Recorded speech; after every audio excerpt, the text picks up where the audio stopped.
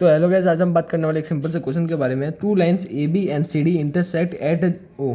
तो A B and C D intersect कर रही है, दो लाइन है वो ओ पे इंटरसेक्ट कर रही है, ठीक है। अब उन्हें ए ओ सी जो है वो 50 डिग्री दे दिया, तो फाइंड ए ओ डी। तो जो एंगल ए ओ डी है ये एंगल क्या होगा, और बी ओ डी ये एंगल क्या होगा, और बी ओ सी सॉरी बी ओ डी ये हो गया एंगल, और बी ओ सी ये हो गया एंगल। तो ये और ये तीन एंगल अपन को बताने के क्या क्या होंगे, है ना।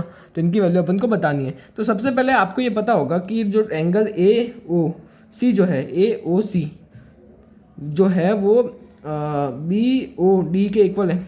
क्यों है? वर्टिकली ऑपोजिट एंगल है, वर्टिकली ऑपोजिट एंगल है इसलिए इक्वल है ना। वर्टिकली ऑपोजिट एंगल क्या होते हैं? इक्वल होते हैं। जैसे देखो ये 50 है तो ये भी 50 हो जाएगा, ये भी 50 हो जाएगा। तो इससे अपना एंगल बी ओ डी जो है वो कितना आ गया? 50 डिग्री आ गया। तो पहला एंगल तो अपना सॉल्व हो गया, मतलब पहला की वैल्यू आ गई है अपने पास। अब ये 50 आ गया। अब तुम ध्यान से देखो, एंगल ए ओ डी है प्लस अगर मैं करता हूँ एंगल ए ओ सी, तो ये 180 के बराबर है। अब तुम बोलोगे क्यों है भाई?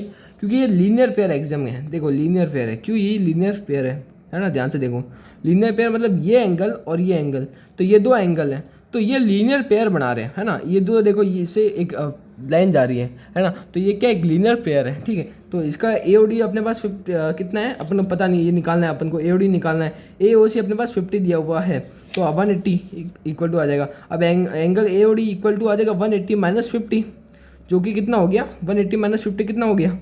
एंगल ए ओ डी आ जाएगा अपने पास 130।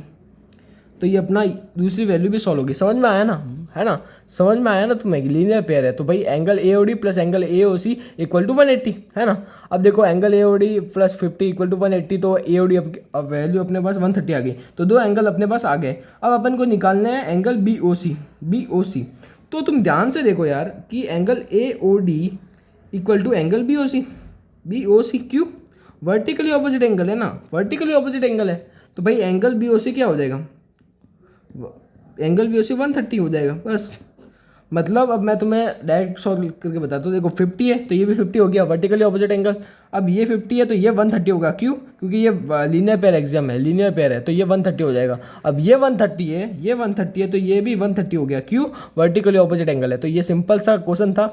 मैं अगर लेकिन एक चीज़ मैं तुम्हें और बता दूँ, लास्ट में तुम्हें ऐसे लिखना है तो अच्छा रहेगा, है ना। क्या लिखना है? Angle B O D equal to 50, angle A O D equal to 130 और angle B O C equal to 130।